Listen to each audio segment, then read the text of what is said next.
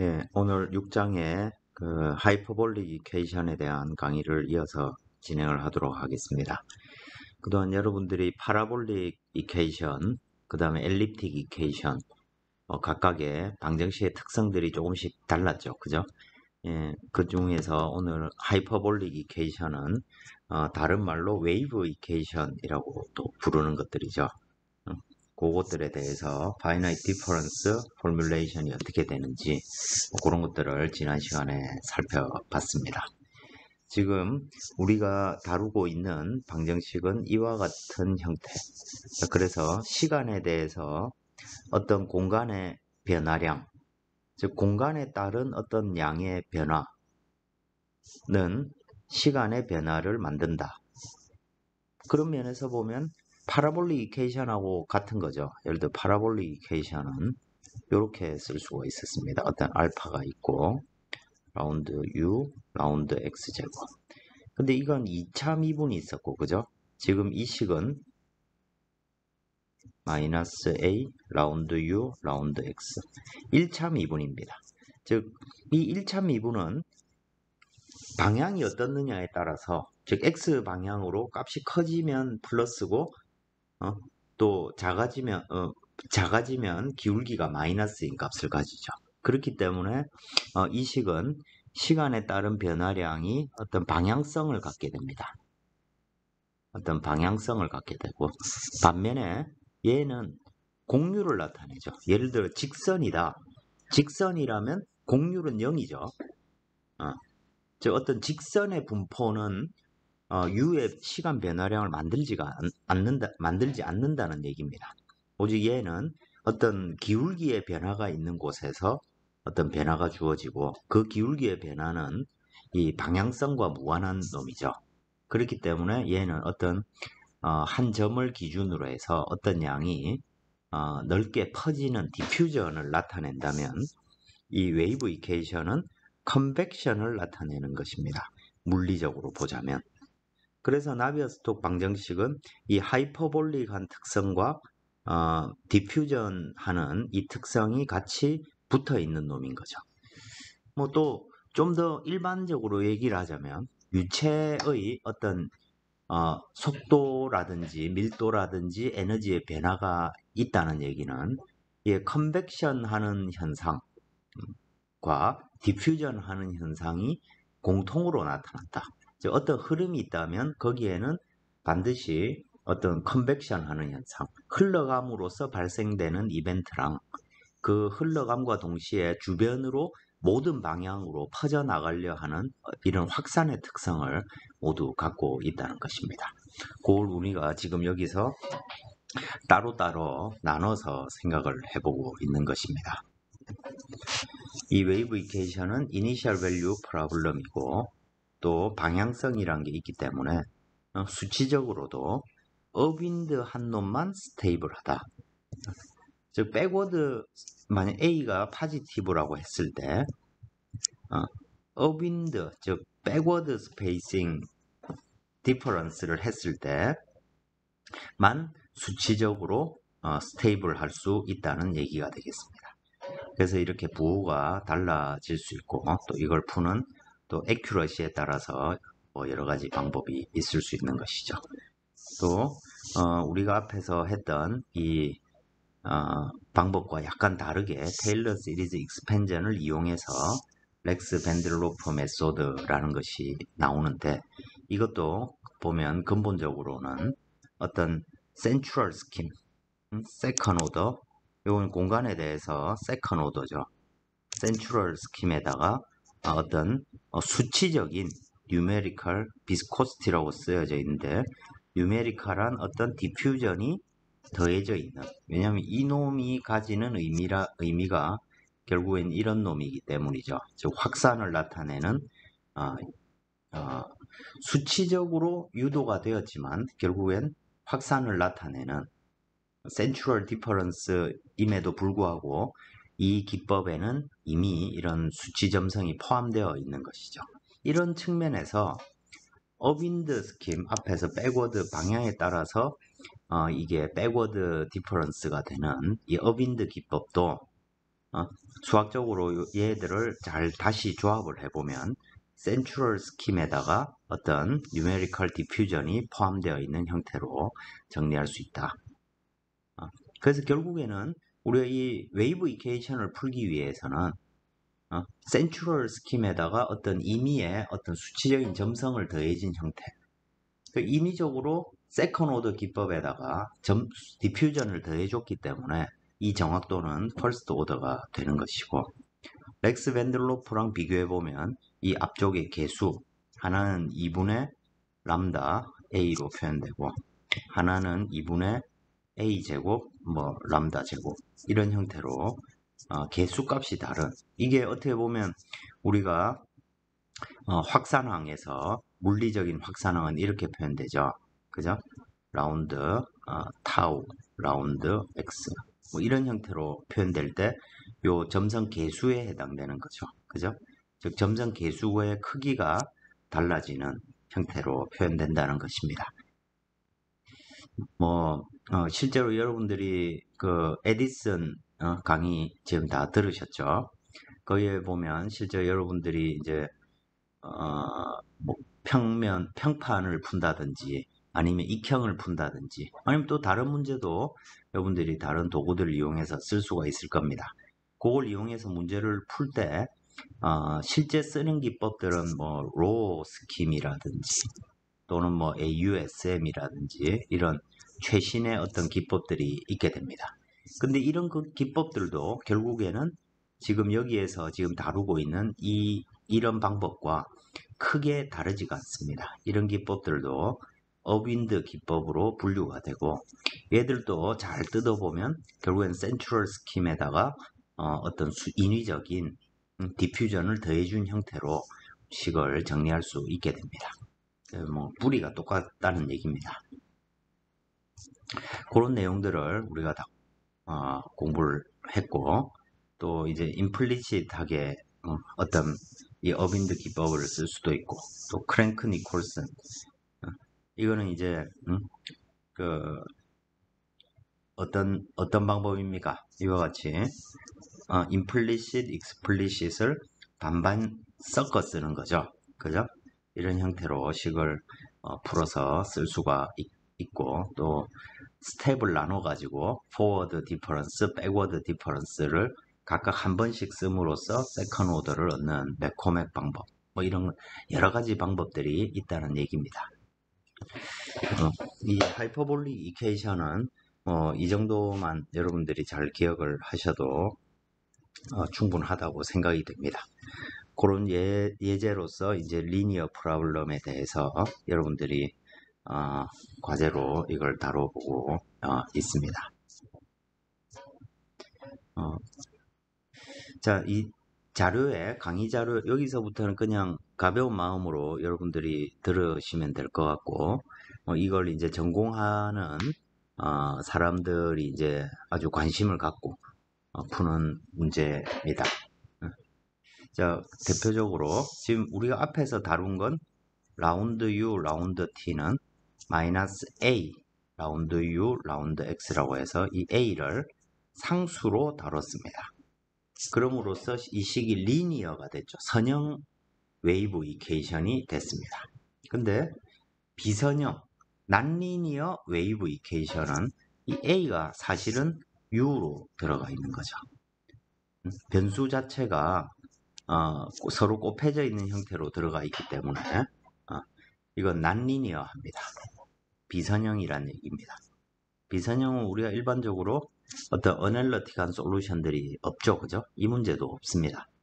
이게 나비아-스톡 방정식이 이그젝트 솔루션이 없는 가장 근본적인 이유가 되는 것입니다. 이 식을 이제 이 라운드 안으로 집어넣게 되면 2분의 u 제곱이 되죠. 그리고 이 2분의 u 제곱을 E라고 두게 되면 결국엔 이걸 이제 컨트롤 볼륨 형태로 이 식을 바꾸게 되면 결국에는 표면을 통해서 이 E라는 양이 들어오거나 나가는 그런 형태로 컨트롤 볼륨 방정식이 구성이 될 것입니다. 그래서 이놈을 E를 플럭스 유속이라고 부르고, 수치적으로 푸는 유속이니까 이제 이 E를 수치적으로 만약 우리가 모델링을 했다. 그러면 그거는 numerical 수치 유속이 되겠죠. 그죠?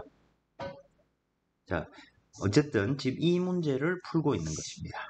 그리고 이 문제는 이 비선형 웨이브 이퀘이션이기 때문에 이 방정식은 샥 웨이브를 표현할 수 있는 방정식입니다. 뭐 수치 해석의 입장에서는 이 방정식이 샥 웨이브를 표현할 수 있다는데 물리학적으로 보면 이 비선형 항, 이 비선형 컨벡션 항 때문에 충격파가 발생하는 것이죠. 충격파는 굉장히 비선형적인 현상이고 이걸 우리가 간단한 모델로 이제 어떤 공간상에 x가 2.0인 곳을 기준으로 해서 왼쪽은 u값이 1을 가지고 오른쪽은 u값이 0을 가집니다. 이게 난리니어 웨이브 이퀘이션이기 때문에 이 식은 시간에 따라서 이게 이제 어떻게 보면 충격파의 어떤 모델이죠. 1차원적인 모델입니다. 이와 같이 딱 불연속적으로 여기에 초기에 디스컨티뉴어티 충격파가 사실 물리적으로 매우 얇은 층인데 그걸 이제 우리 수치적으로 풀면 불연속으로 우리가 이 문제를 생각할 수 있고 이걸 난리니어 웨이브 이퀘이션으로 풀어보면 이 충격파가 이쪽 방향으로 쭉 이동하는 그런 문제가 될 겁니다. 거기 이그젝트 솔루션이 그렇다는 얘기죠. 그럼 이 비선형 방정식을 수치적으로 풀면 이게 계속 쭉 한쪽 방향으로 이렇게 쭉 움직여가는 그런 문제로 나올 수 있는지 없는지 이것이 이제 이 이후 내용의 핵심이 되는 것입니다. 그래서 이걸 이제 물리학자들이 연구를 한 게 이와 같이 어떤 면을 기준으로 해서 왼쪽 오른쪽의 상태가 다른 불연속이 있을 때 그 불연속에 대한 솔루션을 리만 프로블럼이라고 부릅니다. 싱글 디스컨티뉴어티를 가지는 왼쪽 오른쪽에 콘스탄트인 어떤 값들이 주어져 있다고 하고 그걸 이제 UL, UR이 이제 주어져 있을 때 이 난리니어 웨이브 이퀘이션, 버거스 이퀘이션이 어떤 솔루션을 가지는지 이걸 이제 우리가 어떤 매틀랩 이런 걸 이용해서 저 솔루션을 구할 수가 있습니다.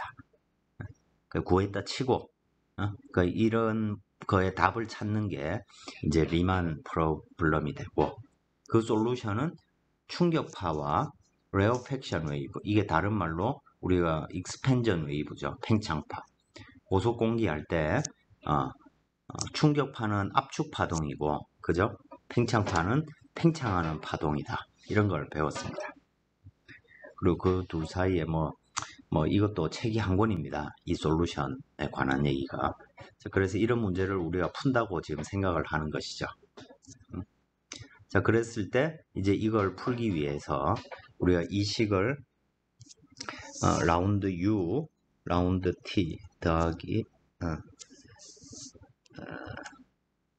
이거는 마이너스 U, 라운드 X인데 이 식을 우리가 어떻게 바꾸냐면 마이너스 라운드 X분의 라운드 E로 바꾸고 이 E는 결국 2분의 1, 2분의 U 제곱이 되겠죠. 그죠? 같은 식이니까. 근데 식을 이렇게 써놓고 보면 E를 기준으로 보면 리니어 웨이브 이퀘이션하고 똑같은 거죠. 근본적으로. 그죠? 자, 그래서 이제 이 식을 놓고 시간에 대해서는 forward difference를 하고 E를 기준으로 공간에 대해서는 central difference를 했습니다. 이렇게만 풀면 솔루션이 unstable 하겠죠.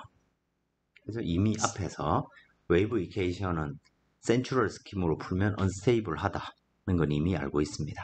그래서 요 UIN 대신 양옆의 값 i 플러스 1의 값과 i 마이너스 1의 값을 평균한 값을 사용하면 솔루션을 구할 수 있다. 이런 얘기고요. 자, 그렇게 구했을 때 렉스 망정시호 솔루션을 구하고 시간이 1.8초, 간격을 앞에 델X분의 델T, 이 기준으로 보면 이게 일종의 CFL 넘버죠. 그죠? 앞에 쿨란 넘버와 같습니다. 리니어 웨이브 이퀘이션에서 이놈이 1.0이다. 일 때 어떤 특정한 시간이 지났을 때 이놈의 위치는 어널리틱한 솔루션으로 보자면 각 한 포인트를 기준으로 해서 불연속이 있어야 되는데 실제 이걸 풀다 보면 이와 같이 이렇게 여러 포인트에 걸쳐서 충격파가 있는 것처럼 솔루션이 나오게 된다는 것입니다. 우리가 수치적인 에러를 항상 CFD는 포함하고 있기 때문에 완벽하게 저렇게 한 포인트를 간격으로 해서 불연속이 딱 나오는 솔루션을 존재하는 경우는 거의 없다고 보시면 되겠습니다. 근데 이제 관심사는 이게 한 포인트 사이에서 불연속이 있길 원하는 건데 여러 포인트로 이렇게 걸치는 거니까 조금 더 정확한 기법이라는 것은 지금 같은 경우에 포인트가 6포인트에 걸쳐서 솔루션이 이렇게 어떤 영향을 받고 있는 거죠. 근데 이걸 갖다 3포인트 정도로만 줄일 수 있어도 매우 정확한 기법이라고 우리가 간주를 할 수 있게 될 겁니다. 자, 이렇게 문제를 풀 수도 있고, 또 쿨런 넘버가 앞에는 CFL 1인 경우가 파란색이라면 CFL이 쿨런 넘버가 0.5가 되면 좀 더 넓은 영역으로, 그러니까 수치적으로 풀면 충격파가 요 영역에 다 영향을 주고 있는 이렇게 두꺼운 충격파가 예측된다는 것이죠. 그죠?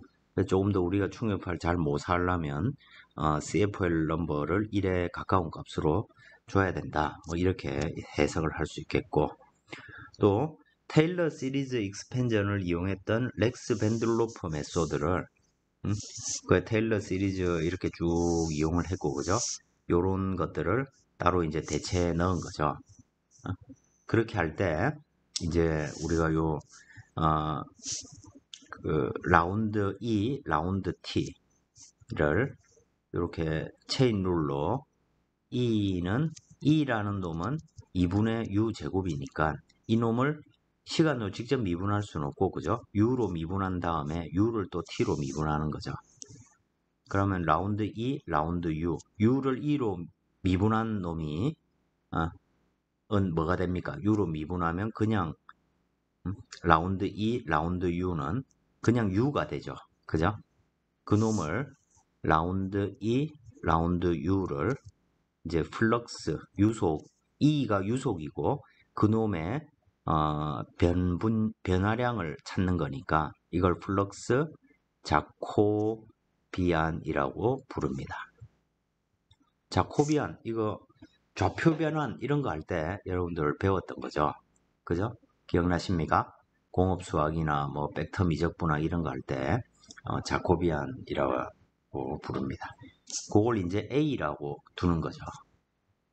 그리고 라운드 U, 라운드 T는 원래 식의 정의에 따라서 마이너스 라운드 E, 라운드 X가 되고, 그죠? 그러니까 결과적으로 이 플럭스를 시간에 따라 미분하는 놈은 공간에 따른 미분으로 지금 변환을 시켜 놓은 것이죠. 그래서 이 테일러 시리즈 익스펜전을 이와 같이 쓸 수가 있고, 그러면 여기에서 이 공간에 대한 미분은 또 센트럴 디퍼런스하고, 또 여기 A 곱하기 라운드 E, 라운드 U는 이렇게 또 센트럴 디퍼런스를 또 구할 수 있게 되는 것이죠. 그죠? 이 미분량을 X로 또 미분했으니까, 근데 이제 여기에 기술이 이제 I 플러스 2분의 1 지점, 즉 I 플러스 1과 I 마이너스 1 지점을 구하지 않고 중간의 값을 선택을 하는 것입니다.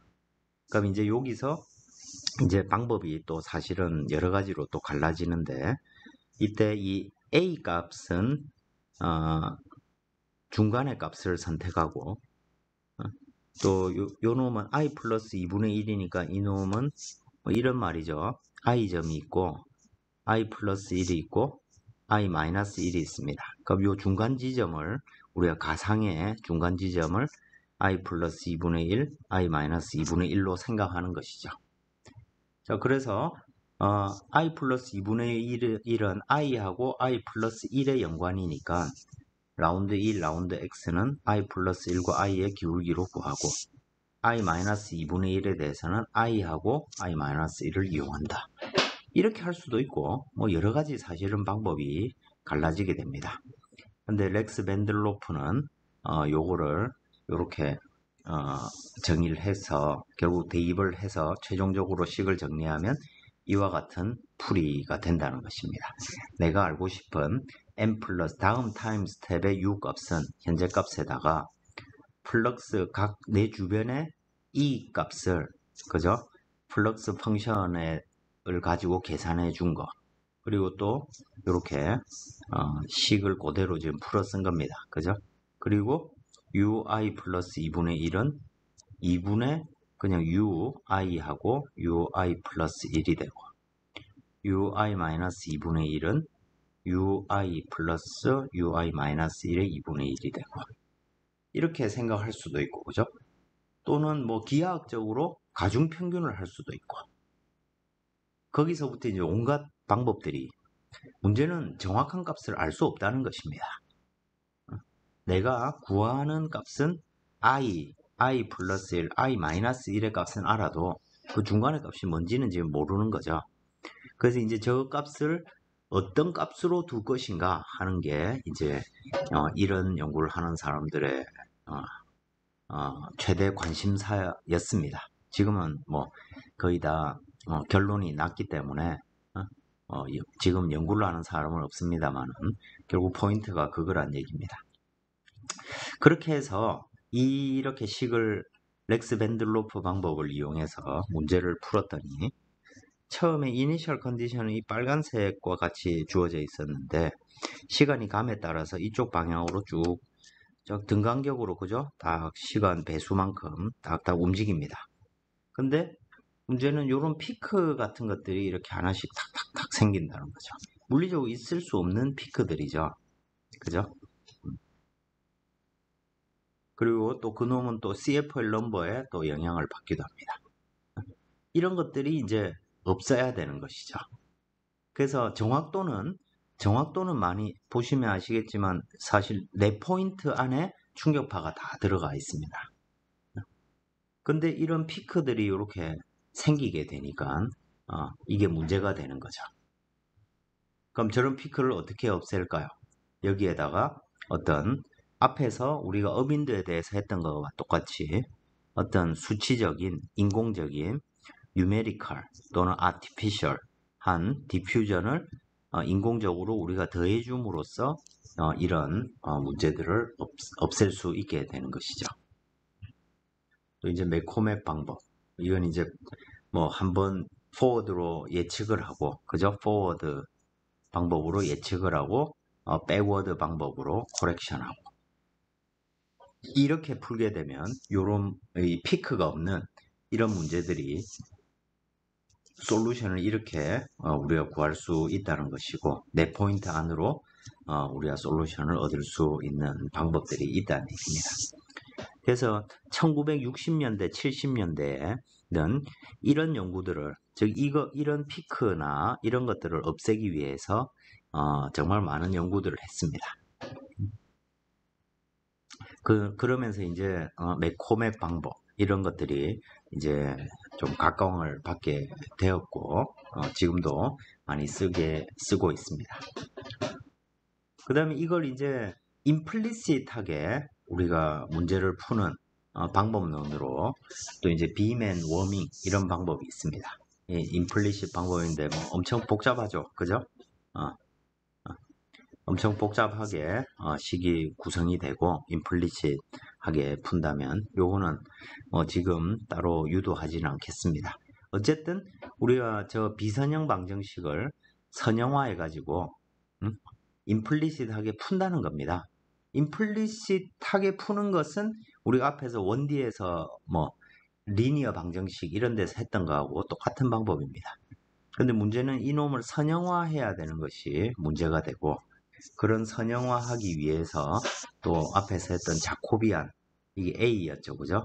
자코비안을 이용해서 이 A라는 값이 어떤 어떤 특정한 현재 값이 아니고 뭐 현재 값이 아니고 과거의 값으로 즉 요 A 값을 n 플러스 1이 아니고 n 플러스 1이라고 하면 이 식은 난리니어니까 그죠? 우리가 리니어 선형 대수학으로 연립방정식을 세울 수가 없습니다. 행렬식을 얻을 수 없다는 얘기죠. 행렬식을 얻기 위해서 이놈을 n 플러스 1 대신 n 레벨, 즉 이놈은 그냥 상수처럼 생각을 하는 것입니다. 어떤 숫자처럼 생각을 하는 것이죠. 그렇게 해서 식을 이렇게 쭉 정리하면 임플리시트 방법을 얻을 수 있다. 뭐 그냥 그렇구나 하고 넘어가겠습니다. 이렇게 식을 세워서 풀 수 있고, 문제는 이 과정에서 이제 이 모든 것이 다 센츄럴 기법이 되어 있기 때문에 그죠? i 플러스 1, i 마이너스 1, i 플러스 1, i 마이너스 1, i 플러스 1, i 마이너스 센츄럴 기법입니다. 그렇다 보니까 언스테이블한 기법이 되고, 선형적으로 처음에는 빨간색에 이렇게 딱 이니셜 컨디션이 주어졌는데 시간이 지남에 따라서 어떤 진동들이 쭉 퍼져나가고 시간이 길어질수록 이 진동들은 이건 있으면 안 되는 솔루션이죠. 이런 것들이 양방향으로 쭉 이렇게 퍼져나가는 솔루션을 얻게 된다는 것입니다. 그래서 이런 종류의 어떤 에러를 없애기 위해서 수치적인 디퓨전 또는 디스페이션의 소산입니다. 에너지의 디퓨전을 소산이라고 우리가 부를 수 있고, 이 디스페이션 에러, 디퓨전 에러 이렇게 부르는 것이죠. 그래서 numerical diffusion, artificial diffusion, numerical dissipation, artificial dissipation 다 같은 의미로 사용이 됩니다. 이런 의미의 어떤 수치적인 점성을 이 문제를 푸는 데다가 이쪽에다가 D를 딱 더해주게 되면 이걸 더해주게 되면 근데 이 식은 어떤 식이냐면 라운드 4승 U, 라운드 X 4승 요 식과 같습니다. 2차 미분에 또 2차 미분이 되는 거죠. 뭐 저거의 어떤 의미 이런 건 지금 논할 필요는 없을 것 같고 저런 것들을 더해줌으로써 이런 아주 고주파 성분들을 이렇게 싹 없앤 방법이 이렇게 솔루션을 얻을 수 있다는 것이고, 그 여전히 이런 피크들은 있죠. 그죠? 여전히 이런 피크들은 있습니다. 그럼 이런 피크는 뭘 가지고 없앨 수 있느냐? 이건 D2 그래서 어떤 임의의 개수 마이너스 2를 두고 이놈의 이제 ui 플러스 1 마이너스 2ui 플러스 ui 마이너스 1 나누기 del x 요런 양을 또 더해주면 이건 2차 미분에 해당되는 놈이죠. 그죠? 이런 놈에다가 어떤 특정한 입실론 값을 딱 또다시 여기 더해주게 되면 이런 게 없는 솔루션을 얻을 수 있게 됩니다. 그렇다는 얘기입니다. 그래서 조금 전에 했던 얘기처럼 이런 세컨 오더 댐핑 이걸 이제 더해주는 익스플리시트하게 더해주는 어떤 댐핑이라고 해서 리니어 댐핑이라고 부르고 요 놈은 세컨 오더, 포스 오더 이렇게 나누어지고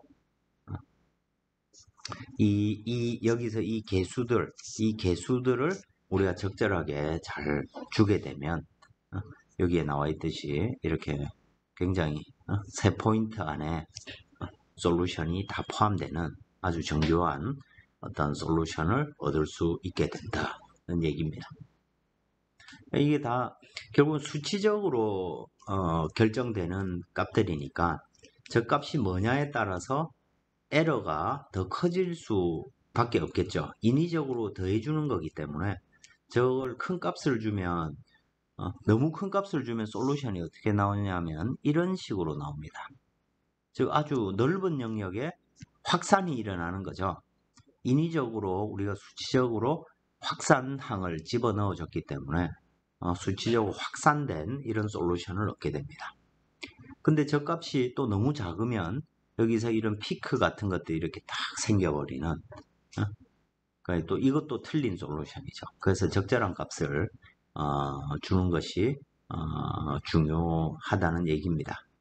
근데 이제 저런 값들을 이제 문제마다 다 다른 값을 써야 되니까 좀 머리 아프죠, 그죠? 그래서 최신의 기법들은 저런 것들이 안에 포함되어 있는 기법들을 사용하게 됩니다. 또 한편으로 이제 하이퍼볼리케이션에 대해서 룬게쿠타 메소드, 여러분들 수치 해석할 때 그죠? 선형 1차 미분 방정식을 풀 때 이 룬게쿠타 방법을 썼습니다. 마찬가지로 뭐 델타 t라는 시간 간격을 전진할 때 그걸 이렇게 여러 가지로 조각을 내 가지고 그죠? 나눠서 전진을 하게 되면 타임 애큐리트한 즉 델타 t 지금 우리가 포워드 디퍼런스로 un 플러스 1 마이너스 un 델타 t를 풀면 이건 시간에 대해 퍼스트 오더입니다. 그죠? 근데 이걸 2분의 델타 t로 이렇게 나눠서 전진을 하게 되면 이건 시간에 대해서 서드 오더 기법이 될 수가 있습니다. 그런 방법들이 있다는 얘기입니다. 그래서 시간에 따른 어떤 정확도를 중요하게 생각할 때는 이렇게 고차의 타임 애큐리트한 어떤 방법론을 사용해야 되는 것이고요.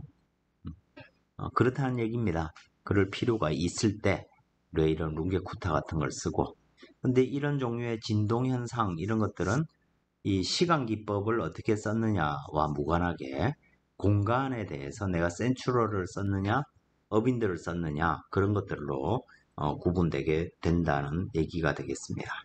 그런 방법들이 있다는 얘기입니다. 현대에는 우리가 지금까지는 finite difference 기법을 썼는데 현대에 푸는 방법은 우리가 control volume analysis 우리 유체역학에서부터 했던 컨트롤 볼륨을 이용하는 방법이 되겠습니다. 지금까지 우리는 이런 형태의 방정식을 다뤄왔는데 이거의 적분형은 이와 같이 표현되는 거죠. 그죠? F 면의 노멀 벡터 그죠? 우리 이거 유체역학부터 지금까지 계속 다뤄왔던 내용들이죠. 자, 이런 기법들을 이용해서 자 이렇게 하면 결국에는 이 오른쪽에 있는 요 항이 가진 의미가 컨트롤 서피스를 통해서 자 F라는 양이 들어오거나 나간 차이만큼이 Q에 대한 시간 변화를 만든다 이런 의미죠. 그래서 요 어떤 컨트롤 볼륨이 하나가 있다면 이 볼륨의 대표값을 그냥 Q라고 우리가 둔다면 이 적분의 평균값이 될 수 있겠죠, 그죠? 그래서 그 Q가 되고 또 여기에 보시면 여기가 자 이쪽으로 유동이 들어와 가지고 이쪽으로 나갔다. 자 그리고 이 점의 위치가 i면 요 옆에 있는 셀의 위치는 i 플러스 1이 되고 여기는 i 마이너스 1이 되겠죠. 그리고 요 중간 지점은 i 플러스 2분의 1, 요 지점은 i 마이너스 2분의 1이 되겠죠. 그래서 요 지점 양 셀 페이스에 해당되는 경계면에 해당되는 요 위치는 i 마이너스 2분의 1과 i 플러스 2분의 1이 될 겁니다. 결과적으로 이 f라는 양이 요 면에서 얼만큼 들어왔고 요 면에 얼만큼 나갔는지 그 둘의 차이만큼 Q의 변화량이 발생한다. 이렇게 말만 하면 아주 간단한 얘기죠. 그죠? 근데 이걸 이제 수치적으로 표현하려면 쉽지가 않게 될 겁니다. 그럼 이제 여기서 이 F라는 양을 우리가 어떤 레벨에서 생각을 했는지 자, F라는 놈이 앞에 문제로 치자면 2분의 1 U제곱이었습니다. 근데 이 U 값을 n 플러스 1에 다루면 임플리시트 기법이 되고 n 레벨에서 다루면 explicit 기법이 되겠죠. 또 중간 평균 둘 다 반반씩 섞었으면 크랭크 니콜슨 기법이 되고, 그죠? 이걸 또 다르게 트라페조이달 기법, 뭐 이렇게 부르기도 합니다. 방법론은 뭐 사실 다르지가 않습니다. 그렇게 이렇게 파이널 볼륨한 형태로, 그러니까 꼭 디퍼런스 미분을 바로 풀 필요가 없는 거죠. 저 F라는 양을 더하고 빼고 더하고 빼고 더하고 빼고 하면 우리가 Q의 변화량을 구할 수 있기 때문에 미분을 직접 다루지 않아도 되기 때문에 여러 가지 수치적 안정성이나 특히 보존 법칙을 우리가 만족시키기 좋은 방법이 될 수 있습니다. 그래서 이제 큰 틀에서는 우리가 지금까지 배워왔던 파이널 디퍼런스랑 똑같지만 개념은 이제 컨트롤 볼륨, 즉 우리가 이 공간을 그냥 컨트롤 볼륨들로 가득 찬 어떤 조각으로 생각을 하겠다는 것입니다. 그렇게 했을 때 뭐 여러 가지 이제 이 방법의 어빈드 기법을 적용을 하게 되면 이제 널리 알려져 있는 로우 기법, 이게 이제 그냥 어빈드 기법입니다. 이와 같이 파이널 볼륨 메소드에서 어빈드 기법을 적용되면 이런 형태로 뭐 복잡한 형태로 표현되고, 이렇게 했을 때 i 플러스 2분의 1 지점의 값은 밀도 같은 경우에는 로 i가 있고 여기에 로 i 플러스 1이 있다. 그러면 요 지점, 여기가 i 플러스 2분의 1인데 여기의 값을 2분의 평균으로 하지 않고 기하 평균을 해주는 거죠. 여기에서 로 햇을 이걸 이제 로 에버리지, 로라는 사람이 적용한 평균이다 라고 해서, 사실 이렇게 그냥 간단하게 썼지만 이렇게 되어야만 되는 어떤 뭐 이론들이 여러 가지가 있습니다. 그런 거 생각하지 않고 그냥 결론만 이렇게 써놓은 것이죠. 그래서 요 평균값 로 햇, U 햇, A 햇을 구해가지고 요 플럭스 자코비안을 결정을 해주는 이런 방법이 되는 것입니다. 또 뭐 그걸 하기 위해서 이래 대각화, 이거 많이 보셨죠, 그죠? 어떤 행렬이 있을 때 이놈을 x 람다, x 인버스로 표현할 수 있다. 이걸 대각화라고 부르죠. 이런 등등의 수많은 이론들이 있습니다. 그렇지만 어쨌든 이놈은 결국 어빈드 해준다는 것이고, 이렇게 해서 솔루션을 구하게 되면 가장 정확한, 지금까지 알려진 기법들 중에 가장 정확한 기법이 이런 솔루션, 딱 3포인트 내에 들어오는 이런 솔루션을 얻을 수 있게 된다는 것입니다. 이 기법은 지금도 아주 널리 사용되는 어빈드 기법이 되겠습니다. 여러분도 에디슨으로 지금 풀고 있는 문제에서 공간 차분 기법은 로우 기법을 대부분 사용을 하고 있습니다. 지금 여기 있는 이 수식이 여러분들 푸는 에디슨 안에 에디슨 K플로 이런 데에 다 코드로 만들어져 가지고 들어가 있다는 얘기입니다. 근데 이제 이 기법도 이제 뭐 만능의 기법이 아니기 때문에 뭐 여러 가지 이렇게 엔트로피 픽스 이런 것들이 필요하다. 뭐 이런 얘기입니다. 그래서 이 엔트로피 픽스도 근본적으로는 뉴메리컬한 디퓨전을 더해주는 개념이 되겠습니다. 수치 점성을 그냥 더해주는 거하고 큰 틀에서 보면 그냥 수치 점성을 넣어준다는 것입니다. 그래서 대부분의 이 현대 기법들은 센츄럴 스킴으로 가까이 가면 정확해지긴 하는데 진동이라든지 앞에서 본 막 쭈삣쭈삣 튀어나오는 진동이라든지 아니면 물리적이지 않은 어떤 솔루션을 준다든지 이렇게 되고, 그것들을 해결하는 방법은 어떤 수치적인 디퓨전을 넣어주는 그런 방법으로 해결된다. 이 정도만 여러분들이 기억을 하시면 되겠습니다. 그리고 이제 그 기법은 근본적으로 퍼스트 오더이기 때문에 그런 것들을 조금 더 정확하게 풀기 위해서 이제 어떤 뭐 이런 여러 가지 이론들을 동원해 가지고 결국에는 어떤 얘기냐면 자, 셀이 이렇게 있고 현재 내가 알고 있는 값은 i와 i 플러스 1 지점의 값밖에 없습니다. 그리고 요놈을 만약에 밀도에 대해서 얘기를 하자면 자, 로 i 플러스 1이 있습니다. 근데 내가 알고 싶은 것은 플럭스 펑션을 결정하기 위해서 로의 i 플러스 2분의 1을 알아야 된단 말이죠. 그러면 이 얘를 지금 현재 값은 로 i 값이 요 셀에 한 값 대표 값이 있고 요 셀에는 로 i 플러스 1이 한 값으로 주어져 있습니다. 그 두 값을 이용해 가지고 중간의 값을 구할 때 주변의 이제 기울기들을 이용해 가지고 얻어주면 조금 더 정확해질 수 있겠죠.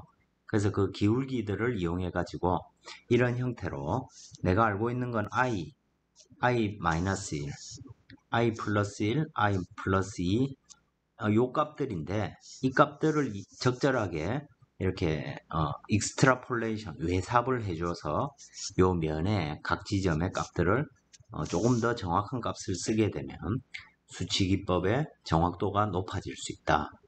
이제 이런 얘기를 하고 싶은 겁니다. 이 복잡한 것들이. 그래서 여러분들이 코드 그렇게 외삽하는 어떤 대표적인 방법이 MUSCL 뭐 이런 방법들이란 얘기입니다. 그리고 이렇게 외삽을 해줄 때 그 외삽해주는 기울기의 크기를 일정 정도 제한을 해줘야 어떤 진동 현상 이런 것들을 막을 수 있고 그런 걸 하는 것이 이제 리미터라는 것입니다. 민모드, 벤리어, 뭐 슈퍼비 뭐 등등 뭐 여러 형태의 어떤 리미터들이 있고 결과적으로 어떤 리미터를 썼다. 그러면 그 기법은 이제 퍼스트 오더 기법이 아니고 이제 세컨 오더 기법 뭐 이런 것들이 된다는 얘기입니다. 그래서 이런 것들을 이용해서 우리가 좀 더 어떤 정확한 솔루션을 얻을 수 있고 홈워크는 내지 않겠습니다. 네. 취소하겠습니다. 네.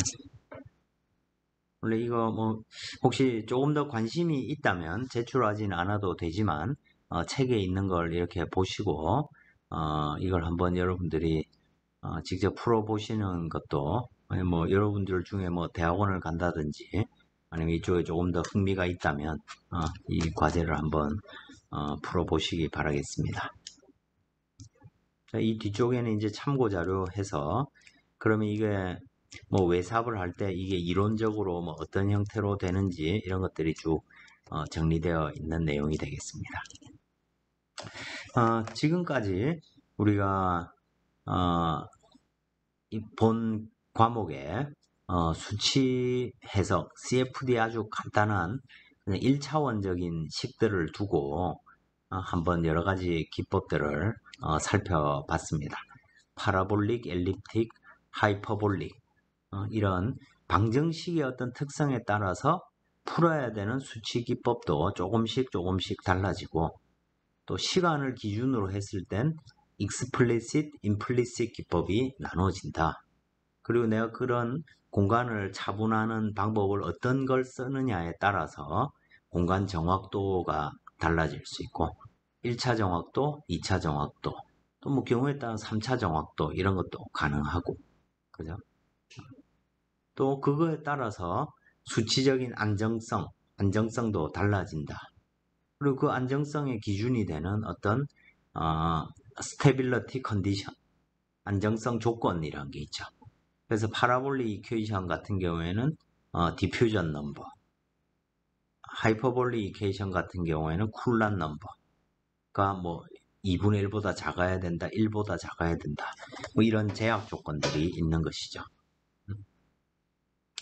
그런 걸 이용해서 우리가 문제에 좀 더 적절한 어떤 기법들을 적용하면 복잡한 문제들도 아무리 복잡한 2차원, 3차원 뭐 나비아 스톡스 방정식이라도 근본적으로 여러분들이 배운 내용의 틀 아래에서 그것들이 조금 더 정교해지고 조금 더 복잡해진 형태라는 점을 여러분들이 기억을 하시면 좋겠습니다.